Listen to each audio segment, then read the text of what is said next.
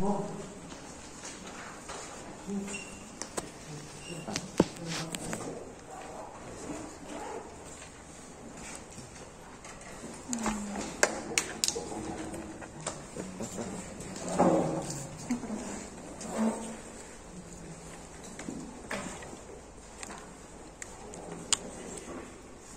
Bien, entonces continuaremos con el tema. Ahora hablaremos de los compartimientos del líquido corporal. Ustedes saben que el líquido está en nuestro organismo, dos grandes compartimientos: el líquido intracelular y el líquido extracelular. El líquido intracelular está en las células, como su nombre dice, y el líquido extracelular está fuera de las células. Y el líquido extracelular va a estar entre el plasma y el líquido intersticial. ¿Cómo está? ¿Cuál sería la cantidad total de líquido que tenemos en el organismo? Una persona joven, sana, de unos 70 kilogramos de peso, va a tener en total aproximadamente 42 litros de líquido. Estos 42 litros de líquido entonces están divididos entre el líquido intracelular y el líquido extracelular. La mayor cantidad de líquido, el 60% de todo el líquido del organismo está en las células, ¿no? Porque básicamente somos células.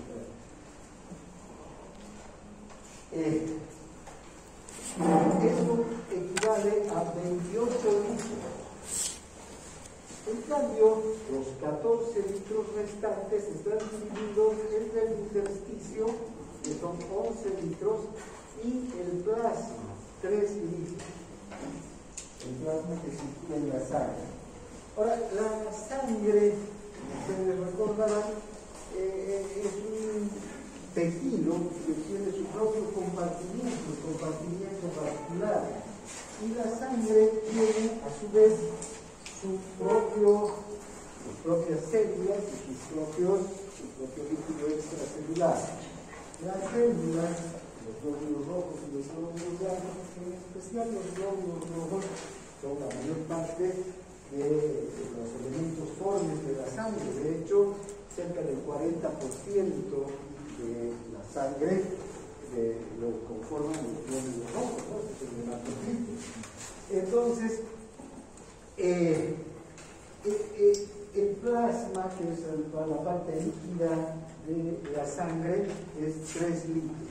Entonces, los 2 litros que más o menos habría de líquido intracelular, que están en los eritrocitos y también en los glóbulos blancos, pertenecen a este líquido intracelular, ¿de acuerdo? Bien, entonces es lo que tenemos. Además, este líquido extracelular, el líquido intersticial, va a estar también integrando algunos líquidos que están en compartimientos especiales. Por ejemplo, el líquido cefalorraquídeo, el líquido sinovial, el líquido que está entre las pleuras parietal y visceral. Todas esas cantidad de líquidos que forman parte de compartimientos especiales, también es un líquido extracelular, ¿no? Entonces estaría aquí, en el líquido extracelular. Bien. Bueno, tenemos 75 millones de células, 28 litros entonces de todo nuestro líquido están en las células. Casi todas las células van a tener las mismas características, las mismas concentraciones en cuanto a iones y a otras sustancias. Hay en algunas células puede haber una ligera variación de líquido en especial. Por ejemplo, hay células como las células musculares que tienen un mayor contenido líquido y las células grasas tienen un menor contenido líquido. Pero en general diríamos que la cantidad de líquido es parecida entre las células, ¿no? Bien, Si hablamos del volumen sanguíneo, entonces tenemos 5 litros de sangre, 3 litros de estos 5 litros corresponden al plasma y 2 están en los glóbulos rojos en particular. Recuerden que el 40% de toda la sangre representan los glóbulos rojos. El hematocrito es alrededor del 40%, es mayor en los hombres que en las mujeres. Ya hemos hablado del hematocrito cuando hemos visto también el circulatorio. Y vamos a volver a hablar del hematocrito con mayor detalle cuando veamos células rojas, células glóbulos rojos, eritrocitos. Bien, volveremos entonces a recordar los constituyentes del líquido extra e intracelular. Aquí tenemos entonces el líquido extracelular con la mayor parte de los constituyentes del líquido extracelular de todo el organismo, ¿no? Donde vayamos encontramos estas concentraciones. En algunos líquidos especiales, como el líquido cefalorraquídeo o el sinovial, pueden variar las concentraciones de estos iones. Vamos a hablar específicamente de esos líquidos cuando nos toque hablar. Pero en general, el líquido extracelular tiene una concentración de 142 miliequivalentes de sodio. Esta concentración de sodio es muy importante que la tengamos en mente porque es el ion más prevalente del líquido extracelular. Enseguida vamos a hablar de lo que es la osmolaridad del líquido extracelular, la osmolaridad del plasma, y quién determina en realidad el ion que va a determinar la osmolaridad del líquido extracelular es el sodio. De hecho, cuando hacemos también un ionograma, por ejemplo, un examen de sangre donde incluyen los iones, la concentración de sodio nos da una idea de la osmolaridad del líquido extracelular, porque este es el ion dominante. Por el otro extremo, vamos a ver que el potasio es el ion dominante en el líquido intracelular. Entonces, el potasio está en todas las células del organismo, 140 miliequivalentes por litro. Las células del organismo representan un depósito de potasio. De hecho, nosotros podríamos ver, fíjense, las concentraciones de líquido de potasio en el líquido extracelular son de 4.2 miliequivalentes por litro. Un pequeño incremento de potasio de 3-4 miliequivalentes por litro puede ser mortal. Estamos hablando de una hiperpotasemia o una deficiencia de potasio de pocos miliequivalentes puede ser también mortal, una hipopotasemia. A pesar de que consumimos mucho potasio, en una comida, por ejemplo, si comemos verduras, frutas, carne, ¿qué estamos consumiendo? Células. ¿Y esas células qué tienen? Potasio, igual que nuestras células, exactamente igual. Son llenas de potasio. A pesar de que consumimos mucho potasio, se mantienen estas concentraciones estables. ¿Por qué? Porque las células de nuestro organismo son un almacén que consume potasio rápidamente y equilibra el potasio en el líquido extracelular, además de los riñones.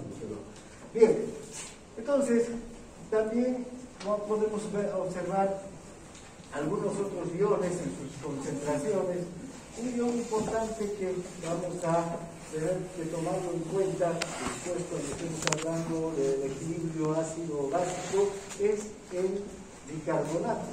El bicarbonato tiene una concentración eminentemente extracelular, 28 miliequivalentes por litro. En el interior de las células de 10 miliequivalentes por litro. Pero esta concentración es la que nos interesa a nosotros. Esta concentración se tiene que mantener estable, debido a que un pequeño desequilibrio en la acidez o alcalinidad del líquido extracelular y de la sangre en particular también puede producir una situación patológica grave, una acidosis, una alcalosis, que conducir a la muerte de una persona. ¿Ven? Entonces, el bicarbonato toma un papel clave en la amortiguación de este equilibrio, es un amortiguador del organismo, el bicarbonato. Los fosfatos, vean, son pobres en el líquido extracelular, pero son importantes en el líquido intracelular. Estos fosfatos juegan un papel clave a nivel de varias de las actividades metabólicas de la célula. De hecho, no habría ATP, que es la molécula de energía, si no hubiera fosfato, y donde se sintetiza el ATP en la célula. Entonces, el fosfato es preeminentemente intracelular. Por otro lado, bueno, podemos analizar cada uno de los iones.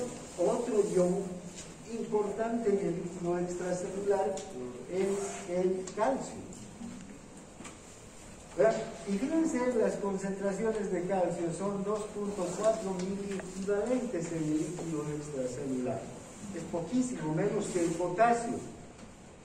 Y de hecho, ¿cuánto será la concentración de calcio libre en el líquido extracelular? ¿Cuánto es el calcio libre en el líquido extracelular? 18.5. ¿No?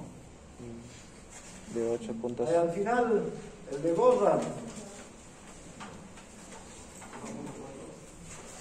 Mal. Es 1.2 el calcio libre. Porque el otro 1.2, ¿qué es lo que pasa? Está unido a proteínas. Está ligado a proteínas.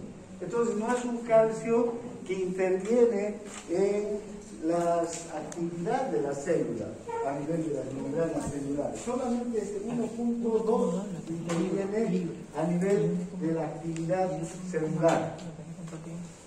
Pero vean, un pequeño desequilibrio de calcio por encima de lo normal o por debajo de lo normal también puede llevar a graves trastornos en el funcionamiento del sistema nervioso y en el funcionamiento del corazón, la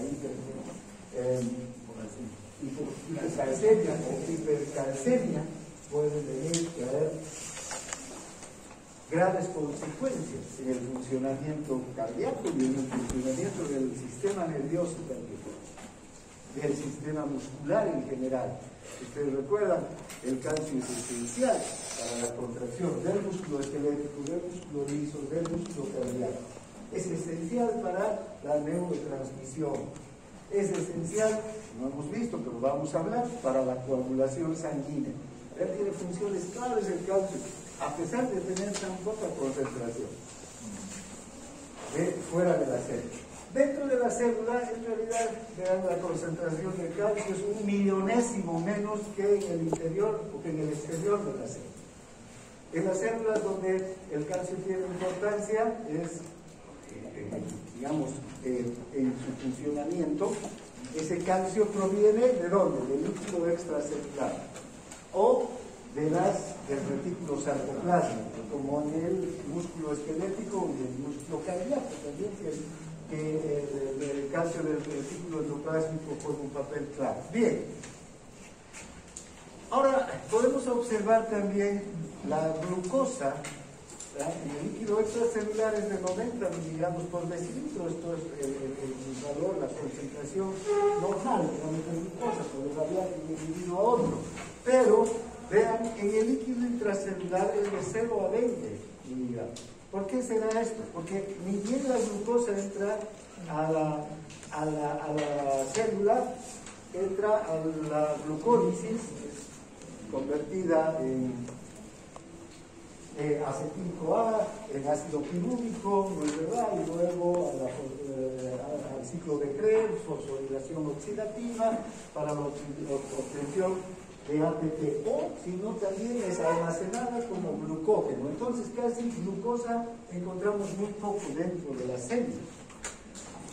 Lo mismo va a pasar con los aminoácidos. En los aminoácidos tenemos 30 miligramos por decilitro fuera de la célula, pero dentro de la célula podemos tener desde 200 miligramos por decilitro hacia arriba. ¿Por qué? Porque los aminoácidos están en el citoplasma. ¿Para qué?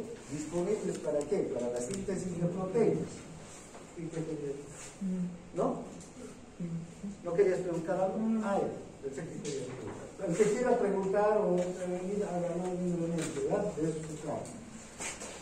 Bien, entonces, ahora, si ustedes ven la presión parcial de oxígeno, también fuera de la célula es de unos 35 milímetros de mercurio de presión. Dentro de la célula, desde 20 hacia abajo, puede ser hasta 5 milímetros. También el oxígeno, ni bien ingresa a la célula, es utilizado por la célula. La presión parcial de dióxido de carbono en el exterior de la célula, en el líquido extracelular, es de 46 milímetros de mercurio. Dentro de la célula es de 50 milímetros de mercurio. ¿Por qué? Porque este gas se produce en la célula y tiene que ser eliminado hacia el líquido extracelular y de ahí hacia la sangre, al alveolo y fuera, ¿verdad? Entonces, desde la célula transita. Finalmente, el pH, que tiene que ver con diferentes, digamos, situaciones. Uno, en la regulación del pH interviene el hidrógeno, interviene el dióxido de carbono, interviene el bicarbonato. Entonces, vean, hay varios mecanismos para la regulación del pH. Vamos a ver en el último tema, precisamente de renal, cómo se regula el equilibrio ácido-básico desde los riñones, porque también cuando hablemos del respiratorio, vamos a ver cómo se regula el equilibrio ácido-básico desde los pulmones, desde la respiración. Bien, entonces, este equilibrio ácido-básico, en cuanto al pH del líquido extracelular, es de 7.4, ¿no? Y el pH también de la sangre arterial. Bien, entonces, estas concentraciones tienen que mantenerse constantes. De eso se trata la homeostasis, ¿verdad? Todos los órganos funcionan para mantener estas condiciones casi constantes, para mantener la homeostasis. Gracias a la homeostasis, la célula goza de todas las condiciones adecuadas para tener una vida sin problemas. El riñón es uno de los órganos que más trabaja en función de la homeostasis. El riñón trabaja 24 horas del día para mantener la homeostasis. Bien, ahora, ¿cuáles son las características del líquido extracelular? Hemos visto a grandes rasgos los equivalentes, las concentraciones, pero fíjense, este es el líquido extracelular y este es el líquido intracelular. En el líquido extracelular, ¿cuáles son los iones que predominan? El sodio, el cloro y el bicarbonato. También el calcio, pero el calcio es tan pequeña su concentración de 2.4 miliequivalentes y 2.4 el calcio libre, que apenas, vean, lo podemos ver aquí. A ver, en cambio en el líquido intracelular, ¿qué iones predominan? Potasio, magnesio, fósforo, fosfato, ¿no? El fosfato es uno de los más importantes, ¿no? Y hay mucha proteína en el líquido intracelular. De hecho, el retículo endoplásmico, ¿qué sintetiza? Proteínas. ¿Qué son las enzimas? Proteínas. Todas las estructuras intracelulares son proteínas. Entonces hay mucha proteína dentro de la célula. En el único lugar que hay en el líquido extracelular proteínas es en el plasma. El plasma hemos dicho que es un líquido extracelular. Y en el plasma hay una concentración alta de proteínas.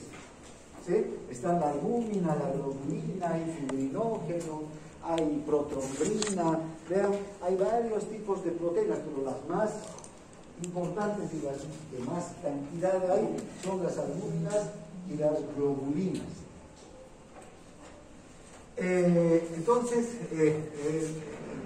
en el resto del líquido extracelular no hay proteínas o no tiene que haber proteínas, ¿no? Recuerden cuando hemos hablado de las características del líquido extracelular, en el tema de microcirculación, digamos que no debe haber proteínas. ¿Por qué? Porque las proteínas desempeñan un papel osmóticamente activo, o sea, atraen agua y pueden producir desequilibrios en la cantidad de agua de los diferentes compartimientos. Entonces, si hay proteínas en el líquido extracelular, en el intersticio, atraen agua, y si atraen agua pueden generar edemas, ¿no? ¿Verdad? Bien.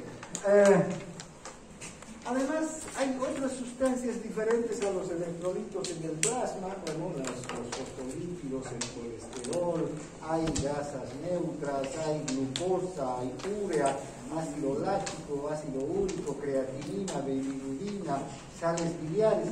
Prácticamente todas estas sustancias son sustancias de desecho, que están en el plasma, pero que se tienen que dirigir hacia los riñones, hacia el hígado, hacia los pulmones para ser eliminados, ¿no? Y no le sirven al organismo. La glucosa, los ácidos grasos, eso sí le sirven al organismo.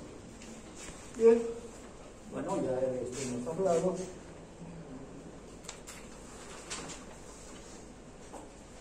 Bien, ahora, ya hemos visto que para que el líquido y los electrolitos, en especial el líquido, esté adecuadamente distribuido entre el intersticio y el plasma, hay varias fuerzas físicas que juegan un papel clave aquí. Son las fuerzas de Starling, ¿no? ¿Cuáles son estas fuerzas de Starling? Son las fuerzas hidrostáticas y las presiones coloidosmóticas. Ya hemos visto que el equilibrio de estas fuerzas de Starling va a permitir que siempre haya una distribución adecuada de líquidos entre el plasma y el líquido extracelular. Es decir, siempre haya 3 litros de agua o de líquido en el plasma y 11 litros en el líquido extracelular. Si esto cambia, si este equilibrio cambia, vean que hay mayor cantidad de líquido en el plasma, ¿qué se va a producir? Un aumento del volumen. Y si aumenta el volumen, va a aumentar la presión. ¿Verdad? ¿Qué va a pasar si aún hay mayor cantidad de líquido en el plasma?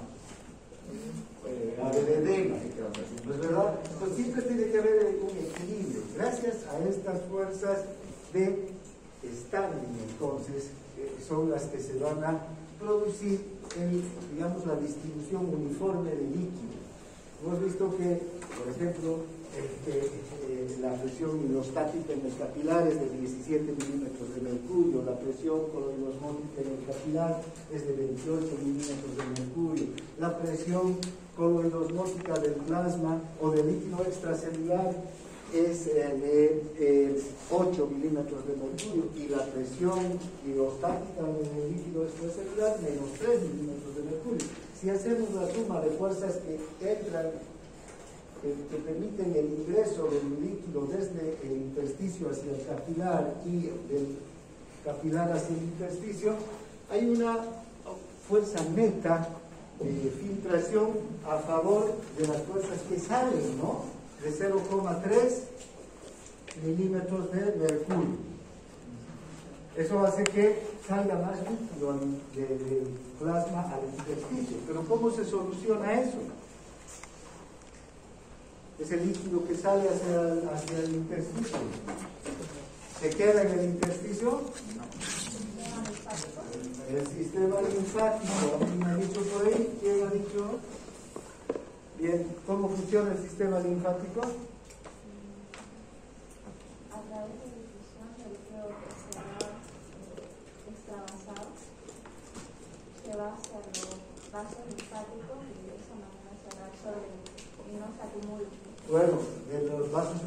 torácicos vuelve hacia la circulación a través de la gran vena linfática, del conducto torácico, vuelve a la circulación de ese líquido que quedó en el plasma, un poquito líquido que no volvió gracias a esta fuerza de digamos, neta de difusión, ¿no? Ahora,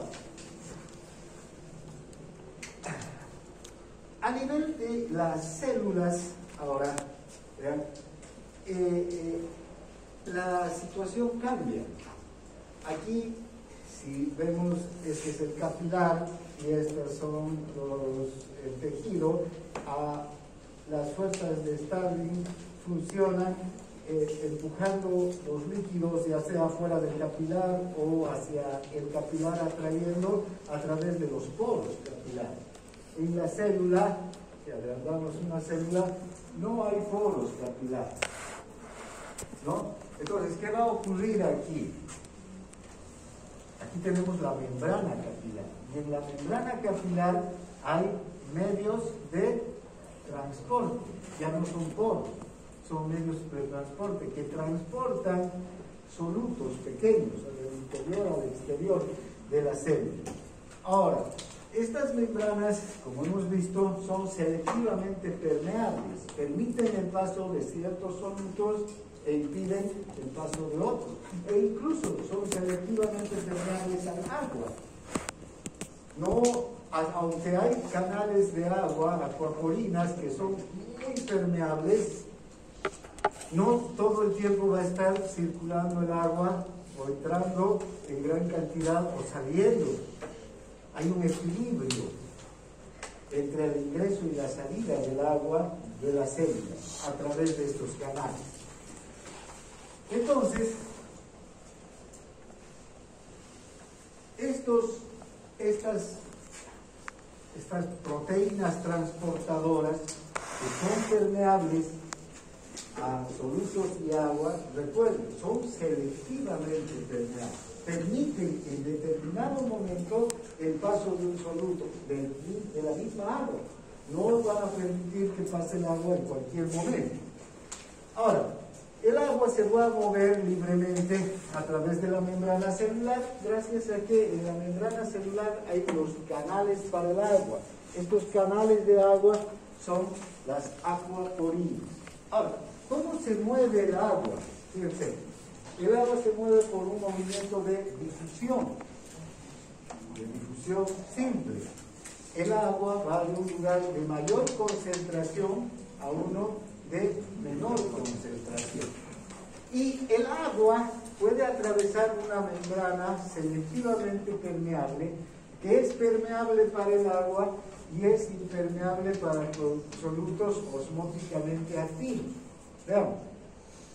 Por ejemplo, la ósmosis dice eso, ¿no? Que el agua se va a mover desde un lugar de mayor concentración a uno de menor concentración a través de una membrana selectivamente permeable para el agua, en la que hay en el otro lado de la membrana solutos osmóticamente activos. ¿Quiénes son estos solutos osmóticamente activos? Cuando oímos este término, osmóticamente activos, se está refiriendo a una sustancia que atrae agua. No todas las sustancias atraen agua. Hay algunas sustancias que tienen mayor capacidad de atraer agua que otras. La sustancia que tiene mayor capacidad de atraer agua de los iones es el sodio. El sodio es uno de los iones osmóticamente activos más potentes. Por eso que se dice, a donde va el sodio, va el agua. Por eso, vean las bombas ATPasas, por ejemplo, ¿qué hacen? Sacar 3 sodios hacia afuera. Y cuando salen los 3 sodios hacia afuera, ¿qué más sale? Agua, detrás de los 3 sodios. Y cuando por el canal de sodio entra sodio a la célula, detrás del sodio que está entrando a la célula, ¿qué va a entrar? El agua. ¿Vean? Entonces, fíjense qué interesante esto, cómo el agua mueve a través de estos mecanismos de transporte de sodio, ¿no?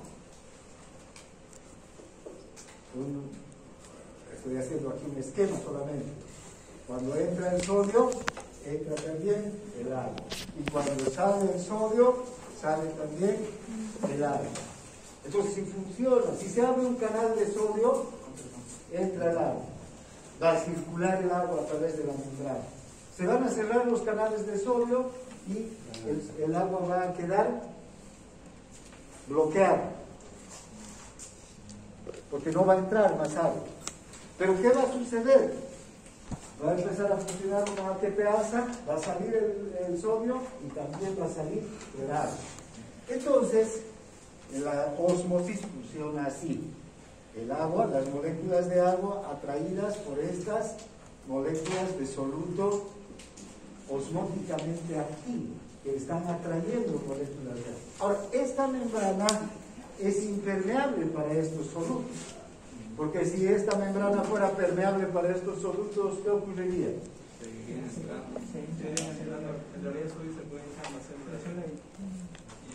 ¿Qué ocurriría si esta membrana también sería impermeable para los solutos osmóticamente activos? No habría movimiento de agua para empezar. ¿Y quiénes saldrían? Los solutos saldrían. Y el agua no entraría. Fíjense, porque los solutos también saldrían para equilibrar las dos unidades de la membrana. ¿Verdad? Bien, entonces, ahora, una cosa importante es que hay un concepto que es la presión osmótica. La presión osmótica no es nada más que la fuerza necesaria para detener la ósmosis. Entonces, vean, si volvemos al gráfico anterior y después vamos a volver a este nuevamente. Si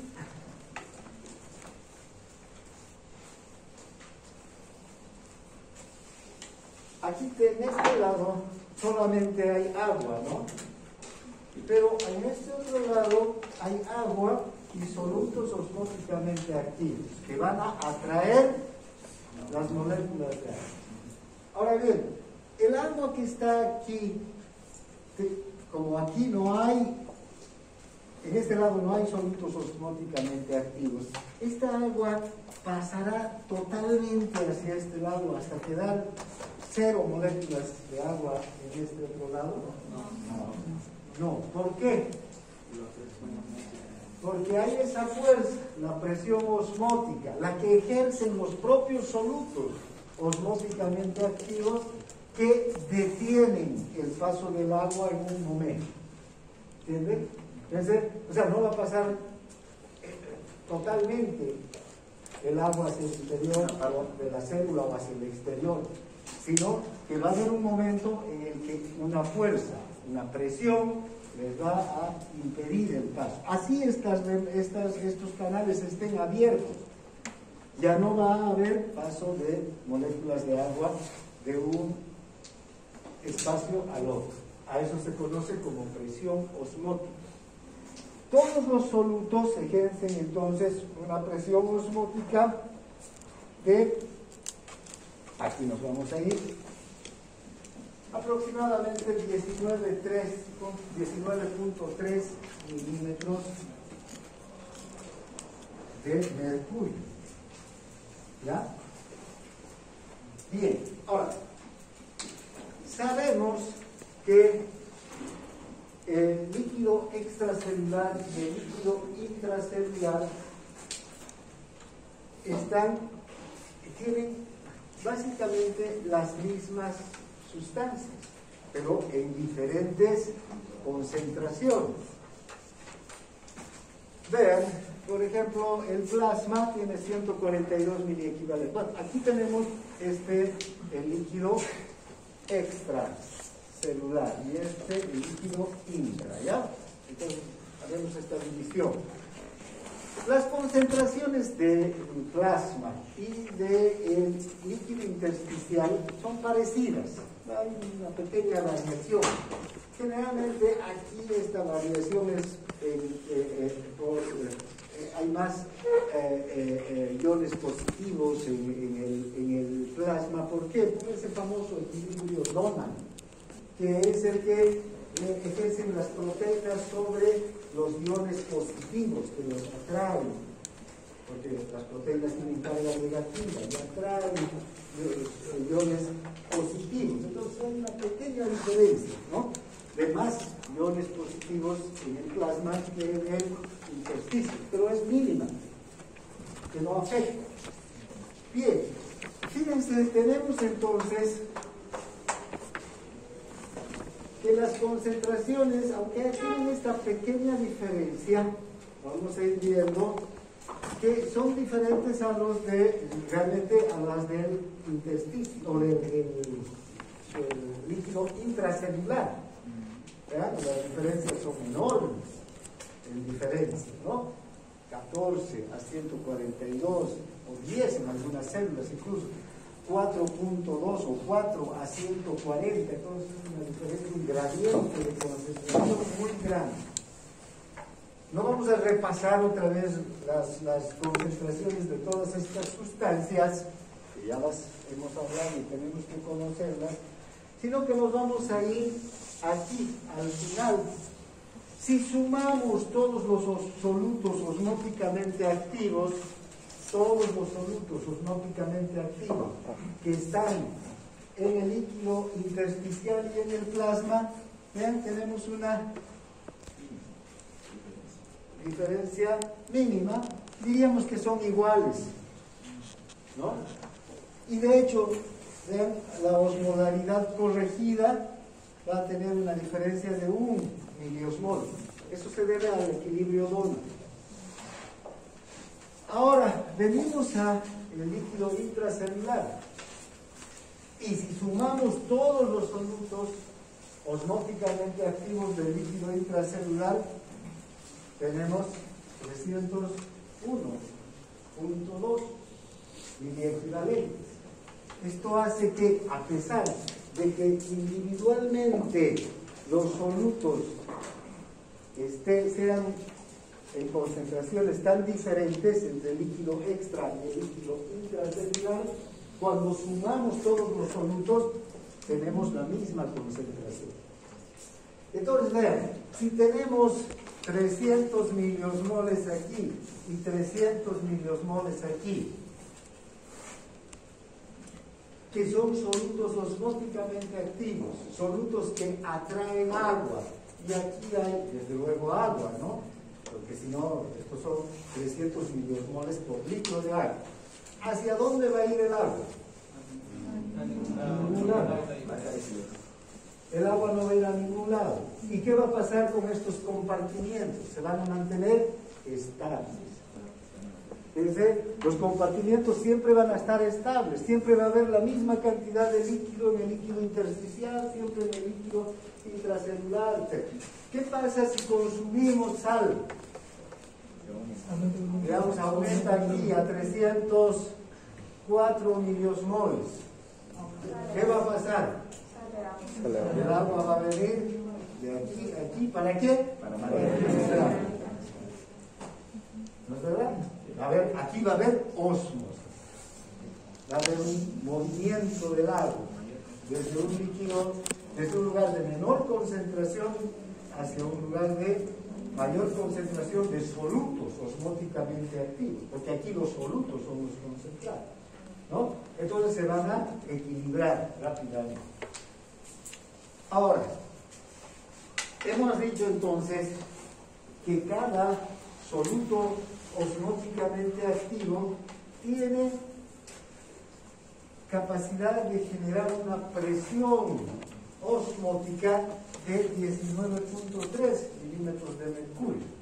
Si multiplicamos estos 308 por 19.3, 300.1 por 19.3, vamos a tener que hay una presión osmótica, esa fuerza que detiene la osmosis, de 5.443 milímetros de mercurio. Entonces, como decir, aquí tenemos 5.443 milímetros de mercurio, ¿no? Que detiene la osmosis.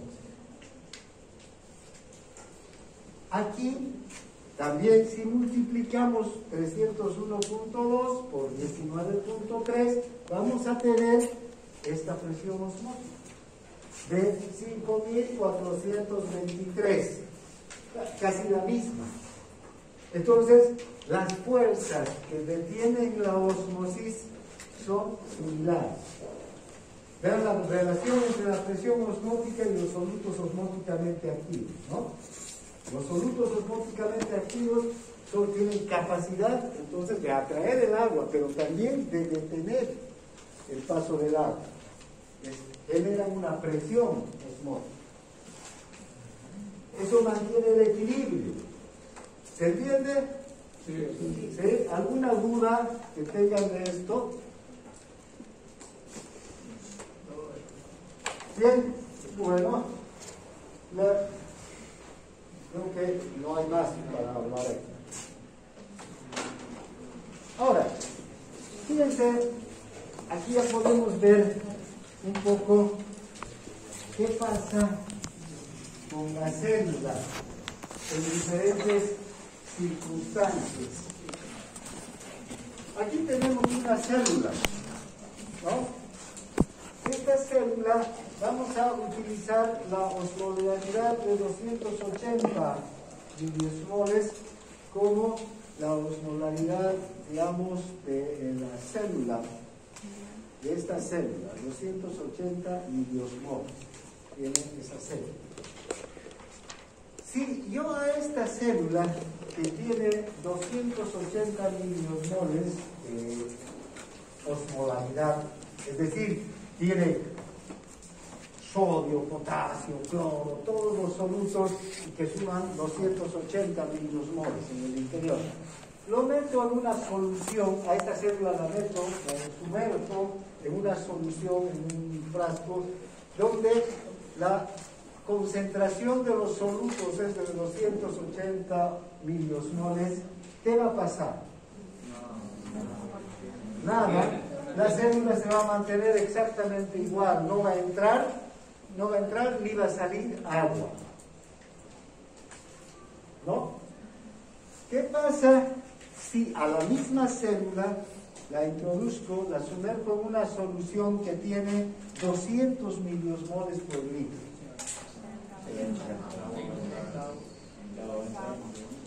Como aquí hay menos concentración, ¿no?, de solutos, el agua va a dirigirse a un lugar donde hay mayor concentración de solutos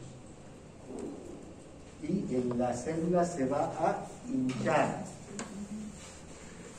Eso pasa en muchos estados en los que puede haber la célula se hincha, los edemas intracelulares, por ejemplo, se producen debido a eso, una mayor ingreso de agua al interior de la célula.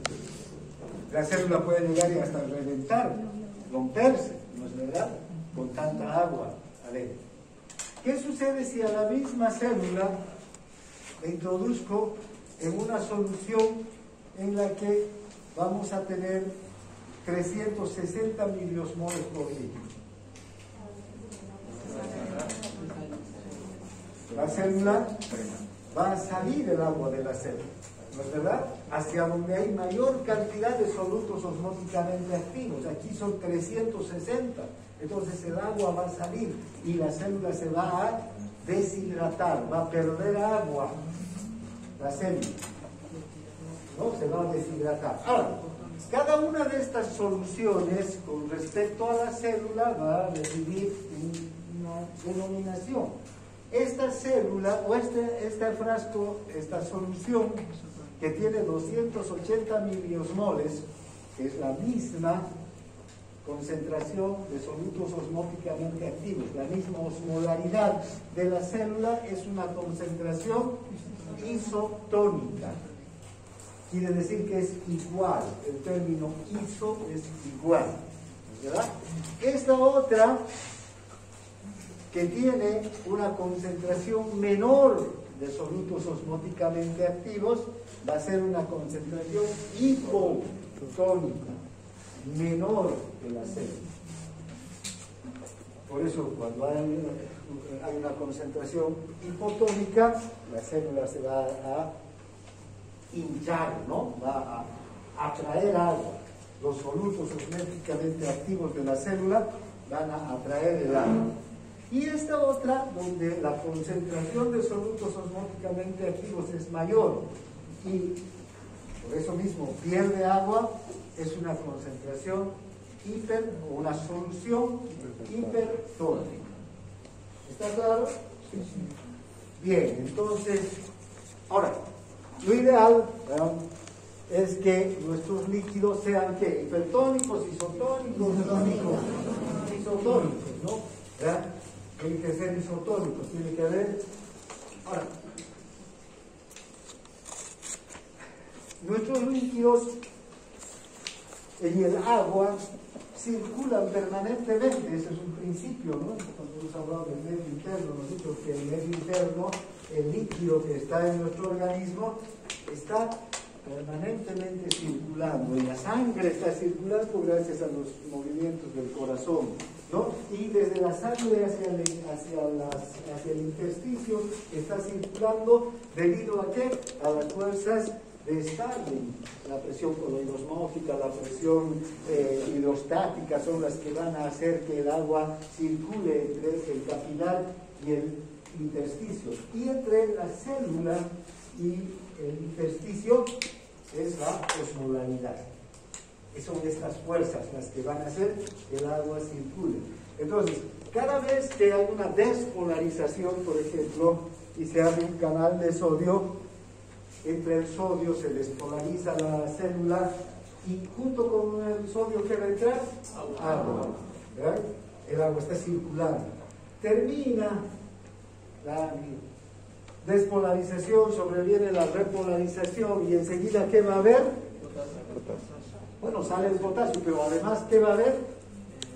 Va a haber salida del sodio, pero ya no por un canal, sino ¿por qué? Por la bomba ATPasa. ¿Recuerdan? Cuando hablamos de la propia despolarización, decíamos que la función de la bomba ATPasa es restituir los valores de potasio y de sodio, pero también restituir el volumen de la célula, ¿no? Cuando restituye el volumen de la célula, quiere decir que al salir el sodio está sacando agua y la célula está recuperando su volumen, ¿no? Entonces, nuestras células y nuestras membranas celulares, como sabemos, están en permanente actividad. Todas las células del organismo están en permanente actividad. Todo el mundo, en cada instante se están produciendo potenciales de acción. En cada instante se están produciendo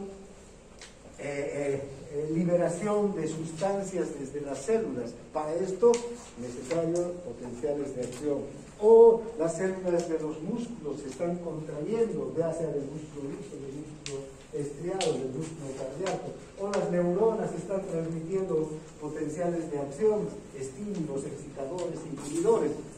Todo el tiempo hay actividad celular y todo el tiempo hay movimiento ¿de qué? De iones a través de la membrana. Y junto con los iones, ¿qué se mueve? Claro. Por eso es que el agua está en permanente movimiento en el organismo. ¿Se entiende, no? Bien, entonces, bueno, ya sabemos lo que es una solución isotónica, una hipotónica, una hipertónica. Ahora, a ver, aquí analizaremos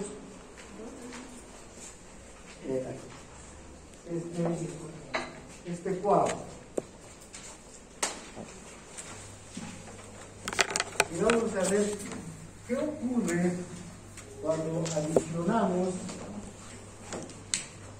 un tipo de solución al compartimiento extracelular, ¿no? Vean, este es el estado normal de la distribución del agua. Este es el compartimiento intracelular en rojo. Sabemos que ¿cuántos litros hay en todo el compartimiento intracelular? 42. 28 litros. ¿Y cuánto hay en el extracelular? 14, ¿no? En todo el extracelular, 14. Digamos, esa es la distribución de los 42 litros. Bien, 42 litros tenemos. 28 de líquido intracelular y 14 vendrían a ser de líquido extracelular. Esa es la situación normal.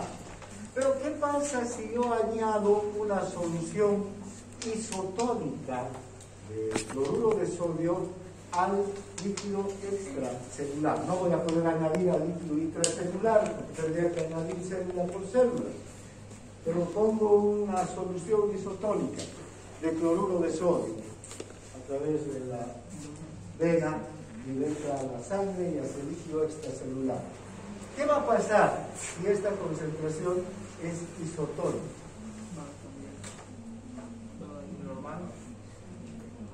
No va a pasar nada, ¿no? ¿Sí? Es isotónica, no va a pasar nada. Los dos compartimientos van a crecer, digamos, ¿no? Va a aumentar el líquido en los dos en la misma proporción. Pero ¿qué pasa si aumento una... ¿Ven? Está igual.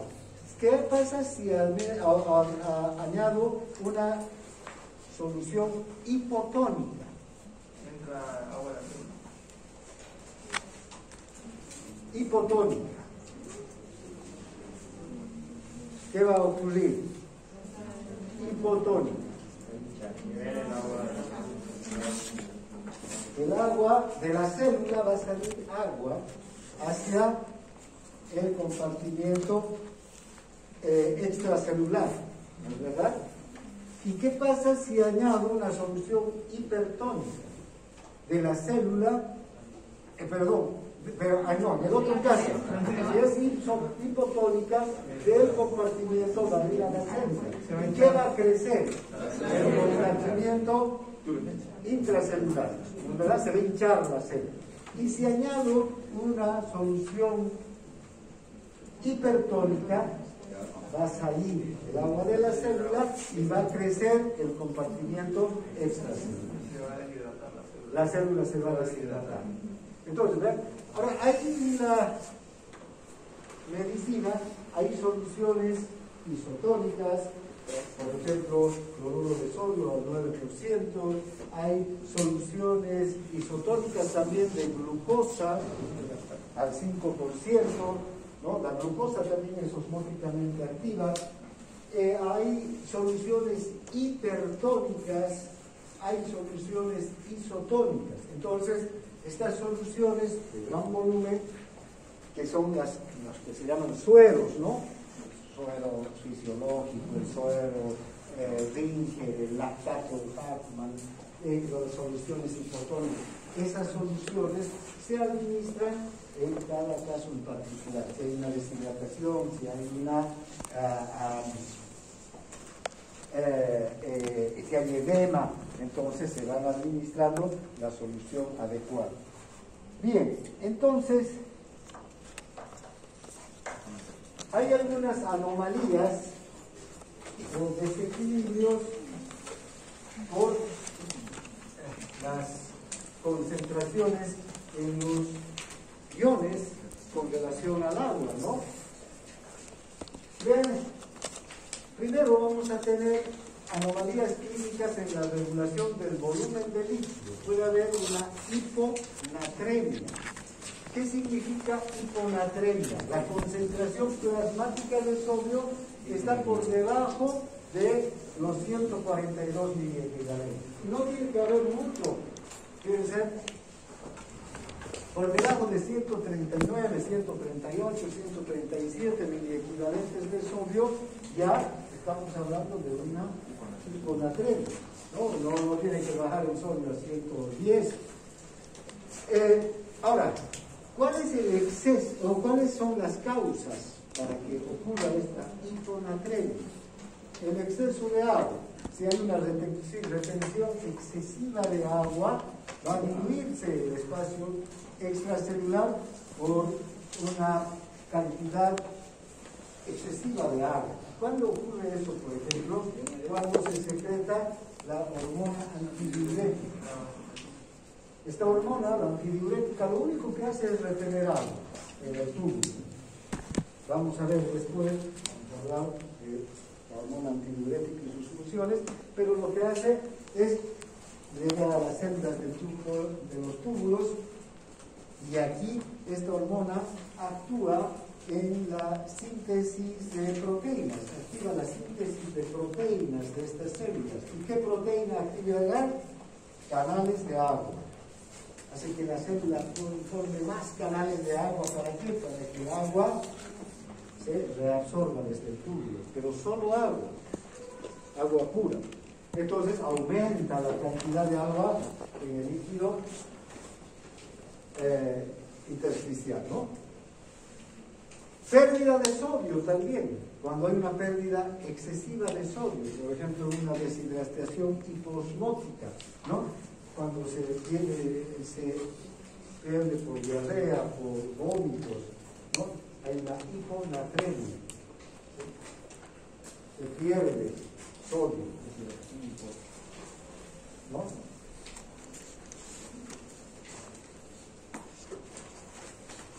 Hipernatremia, cuando la concentración plasmática de sodio está por encima de lo normal. ¿Cuáles son las causas? Pérdida primaria de agua. Aquí, fíjense, puede haber una deshidratación por una incapacidad de secretar hormona antidiurética. Un tumor, por ejemplo, en el hipotálamo, puede hacer que la persona no produzca hormona antidiurética. Y si no hay hormona antidiurética, una persona puede orinar hasta 20 litros de agua al día.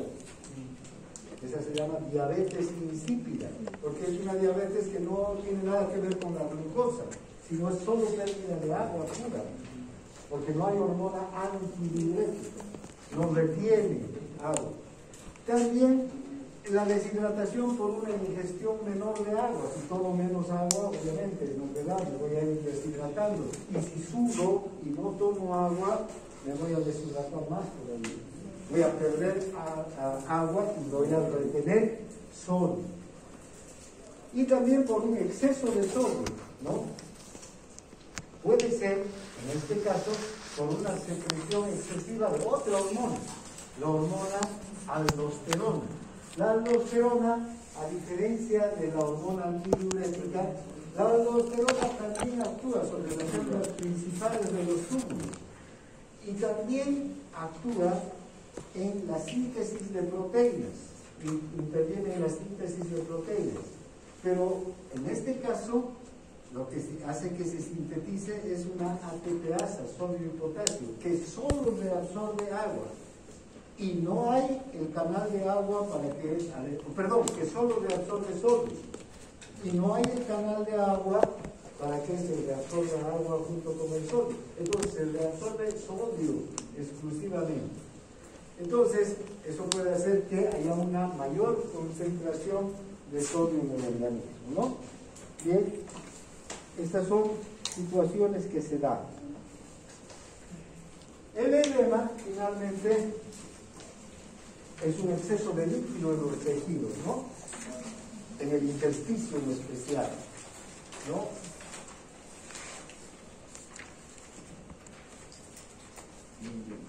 Puede haber líquido, edema en el intersticio, aunque también puede haber un edema en la propia célula. La célula se hincha, hemos dicho.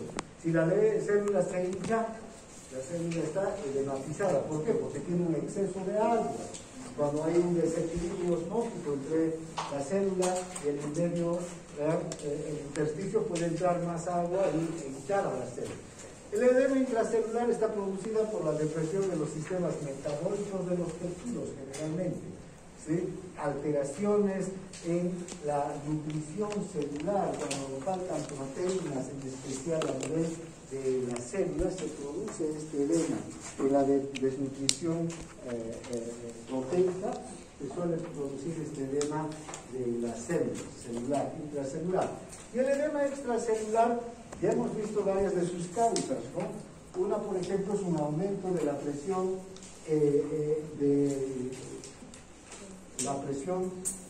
hidrostática a nivel del capilar. Si aumenta la presión hidrostática en el capilar, aumenta la salida de líquido hacia el intersticio. Por ejemplo, una insuficiencia cardíaca, en una insuficiencia valvular. Ayer nomás hemos estado hablando de que puede producirse el edema en los tejidos. Luego, también puede producirse por un aumento de o una reducción, más bien en este caso, de la presión coloidosmótica del plasma, en una hipoalbuminemia, por ejemplo, ¿no? Cuando hay menos concentración de albúmina o globulina en la sangre, claro, cuando hay problemas hepáticos, por ejemplo, porque el hígado es el que sintetiza estas proteínas. Entonces, el hígado, perdón, estas proteínas, ¿qué hacen? Atraer agua. Esa se llama presión coloidosmótica. Si hay menos proteínas de las que normalmente debería haber, se atrae menos agua desde el intersticio y al intersticio pasa más agua.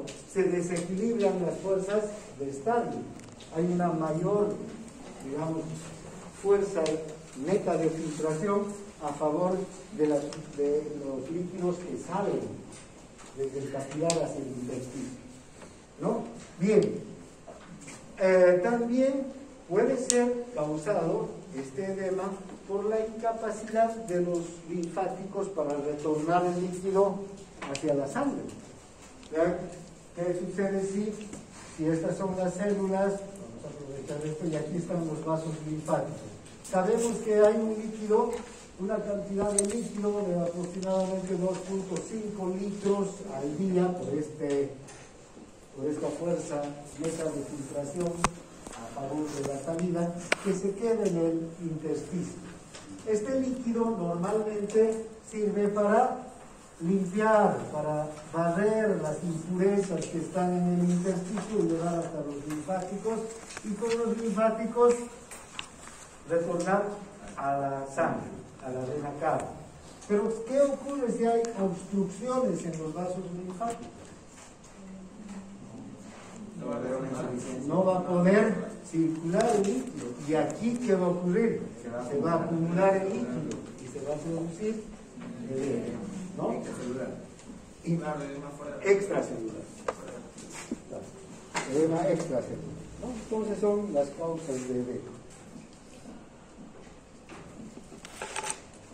Bien, ahora hay líquidos en los espacios virtuales del cuerpo, ¿no? En varios de los espacios virtuales que tenemos en el organismo vamos a encontrar líquidos. Hay líquido en la cavidad pleural, en la cavidad pericárdica, en la cavidad peritoneal, en la sinovial. Todos estos líquidos también circulan. Fíjense, generalmente estos líquidos son producidos por las mismas células de estos tejidos que estos líquidos sirven casi como lubricantes. El líquido sinovial lubrica las articulaciones, el líquido pericárdico, ¿para qué sirve? Para lubricar los pericardios, ¿no es verdad? Para que pueda el pericardio parietal y el visceral desplazarse fácilmente uno sobre otro y no se produzcan irritaciones, lo mismo en la pleura. Entonces, ese mismo tejido produce, y este líquido luego es enviado ¿hacia dónde? Por una presión negativa hacia los vasos linfáticos también, y a través de los vasos linfáticos vuelve hacia la sangre.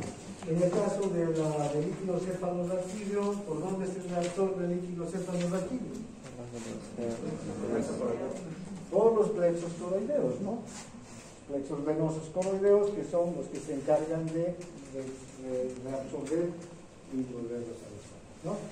Bien, entonces son las características de estos líquidos que están en el espacio también extracelular. Bien, y vamos a...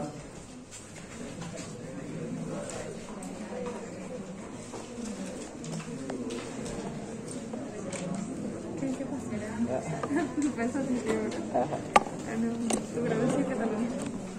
Ya va 1 hora y 4 Bien, minutos. ahora rápidamente por lo menos avanzaremos un poquito con otro tema. ¿Ya? ¿Qué es la formación de la orina por los riñones? Bien, ahora ya hablaremos específicamente del trabajo de los riñones, en los que vamos a encontrar la aplicación a muchos de los conceptos de los que acabamos de hablar y referirnos y de ver la función de los riñones en el mantenimiento de la homeostasis y en el mantenimiento de la osmolaridad de los líquidos del cuerpo. El primer tema que vamos a ver es, dentro de la formación de la orina o los riñones, es el de la filtración glomerular. Y vamos a hablar primero tal vez incluso de la micción, ese reflejo de micción, a ver si nos alcanza por lo menos para hablar del reflejo de micción. Bien,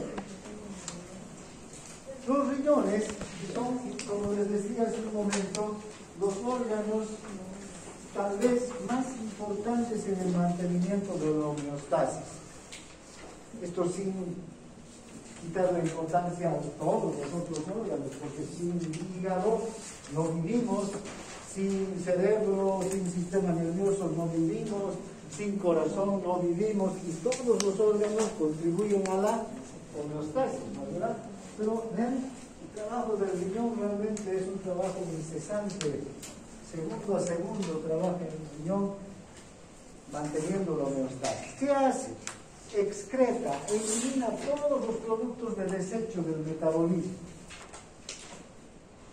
Todos los productos que se producen en las células a partir de las reacciones bioquímicas, de las reacciones metabólicas para obtención de nutrientes, de ATP y otras sustancias útiles, además producen productos de desecho, ¿no? ¿Vean? El metabolismo de las proteínas, el metabolismo de los hidratos de carbono. Entonces, todas esas sustancias de desecho tienen que salir del organismo, porque si se quedan, nos pueden producir una intoxicación y la muerte. El riñón es el encargado de eliminar. Además, elimina sustancias químicas extrañas. Todo el día comemos sustancias que tienen conservantes, colorantes, saborizantes, de todo. Muchas de esas sustancias se absorben y pasan a la sangre. Aunque probablemente no nos puedan causar un daño,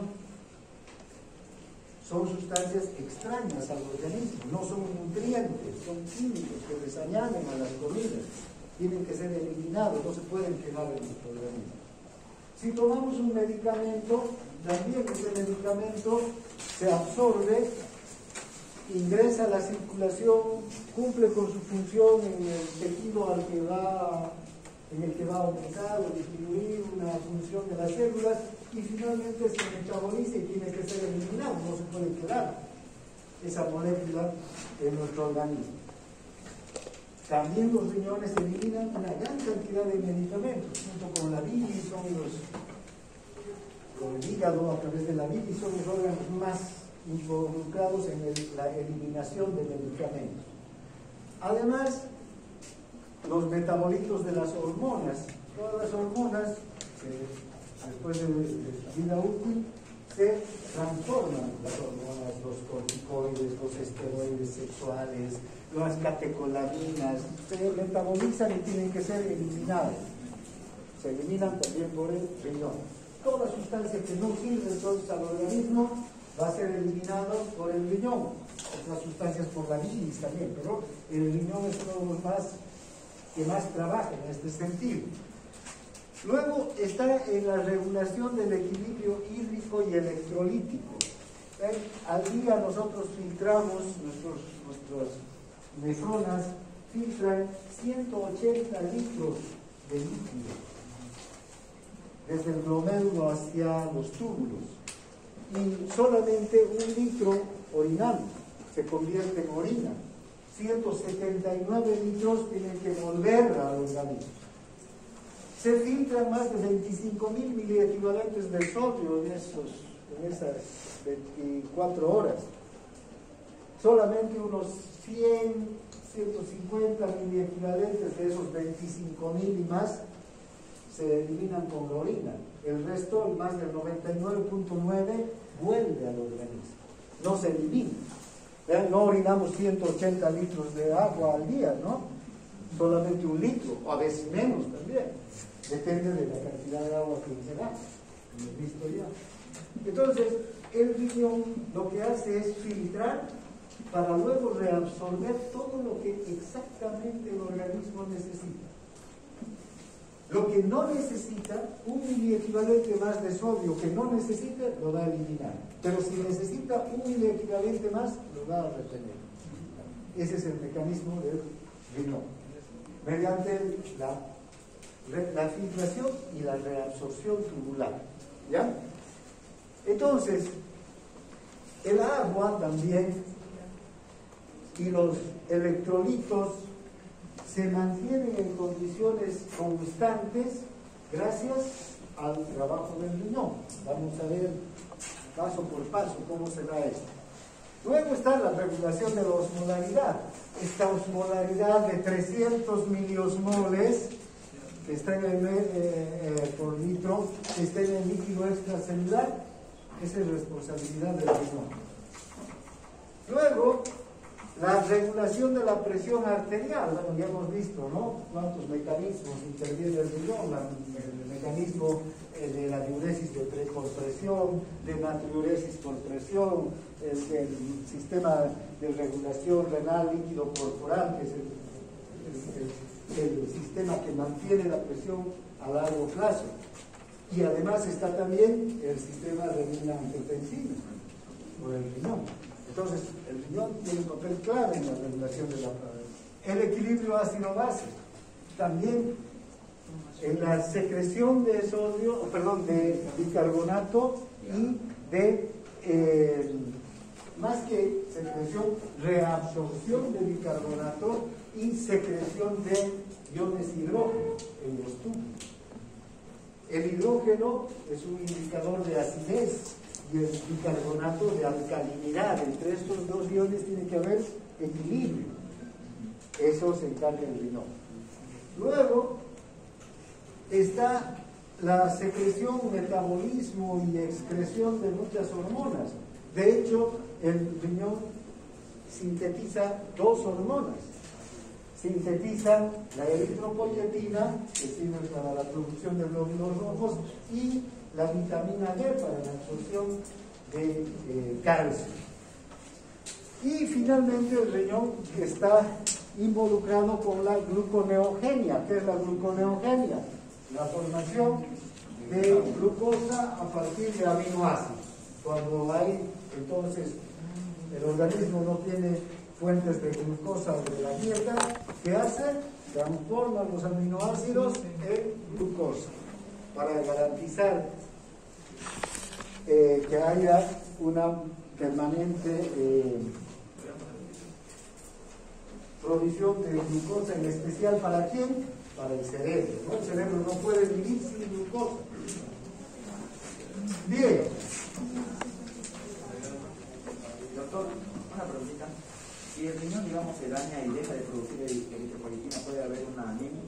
Claro, cuando se extraen los riñones, por ejemplo, en la insuficiencia renal, pasa eso. Todos los pacientes que tienen diálisis por insuficiencia renal tienen anemia, tienen problemas incluso de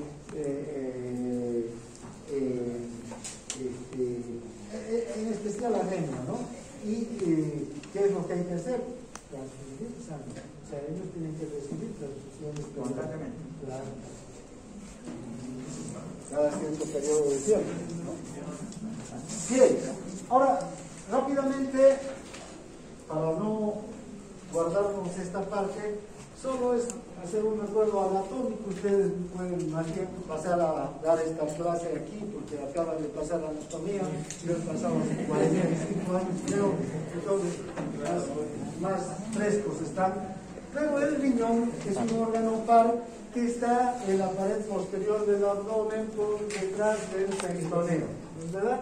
El riñón tiene más o menos el tamaño de un puño, ¿no? Y el riñón pesa unos 150 gramos.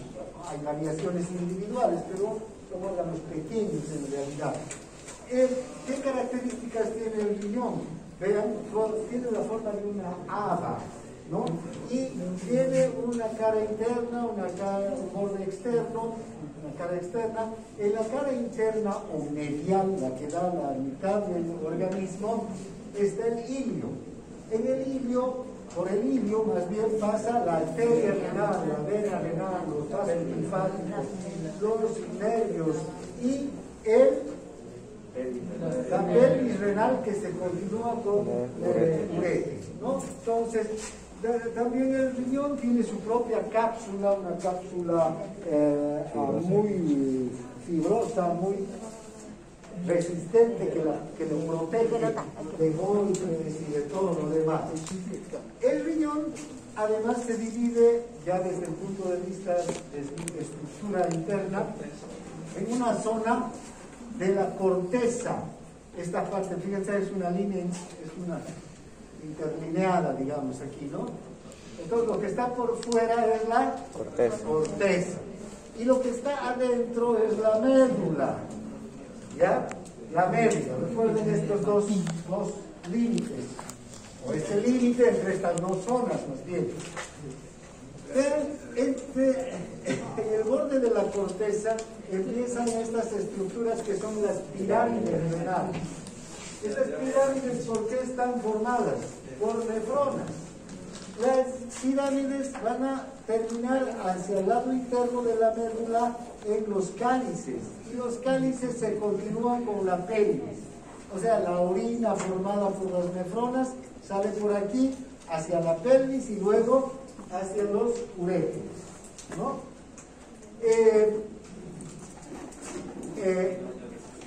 A ver, ¿qué más podríamos decir de esta estructura? Creo que nada más. ¿Cómo es la irrigación de los riñones? Los riñones reciben una irrigación a través de la arteria renal. Y vean, esta arteria renal es una arteria muy importante y lleva prácticamente el 22% del gasto cardíaco. Si el gasto cardíaco es 5 litros por minuto, el 22% es 1.100 mililitros o 1100 mililitros de sangre. Vean la cantidad de sangre que llega al riñón y a un órgano tan chiquitito. Ahora, esa cantidad de sangre no es para las necesidades metabólicas del riñón.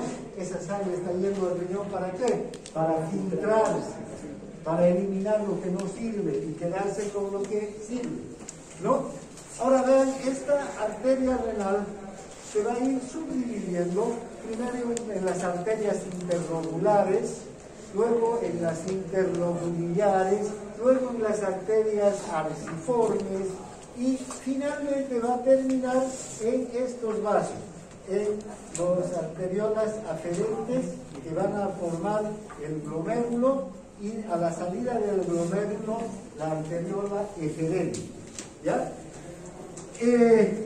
Una vez que la sangre pasa por la arteriola eferente, termina formándose los capilares peritubulares. ¿Ven? Entonces el riñón, estos capilares peritubulares están alrededor de los túbulos. Entonces recuerden, el riñón tiene dos sistemas de vasos capilares. Uno que es el capilar glomerular. Aquí la sangre se filtra y pasa un líquido hacia la cápsula de Bowman, que es el filtrado glomerular. Aquí la presión hidrostática es alta, de 60 milímetros de mercurio. Vean qué alta es esta presión, gracias a estas arteriolas, a que la arteriola aferente tiene un diámetro mayor y la arteriola eferente un diámetro menor. Entonces hace que aumente la presión aquí en el glomérulo. Esta es una presión alta. Esa presión alta favorece la filtración. 180 litros tienen que filtrarse, entonces tiene que salir gran cantidad de líquido. En cambio, las arteriolas los capilares peritubulares, que es el segundo sistema de capilares que están alrededor de los túbulos. Estos capilares reciben el líquido reabsorbido, el líquido que está volviendo hacia el organismo. Estos capilares, en cambio, tienen una presión muy baja, una presión de 13 milímetros de mercurio. Sí. Disculpe, ¿puede repetir de nuevo los dos mecanismos, por favor? ¿Cuáles dos? La infiltración. Estamos rápidamente, simplemente hablando de esto, vamos a volver a entrar en detalle. Solamente estamos haciendo un recuerdo rápido, que el glomérulo es un sistema de capilares que favorece la filtración, y los capilares peritubulares es el segundo sistema de capilares que favorecen la reabsorción. Hemos dicho que se filtra aquí 180 litros y aquí en estos capilares se reabsorbe 179 litros. ¿Verdad? Pues fíjense, esa es la función de estos capilares peritubulares. Creo que ya estamos sobre la hora. Aquí se ha quedado. Nos vemos mañana, nos vamos aquí. Nos vemos más invitados.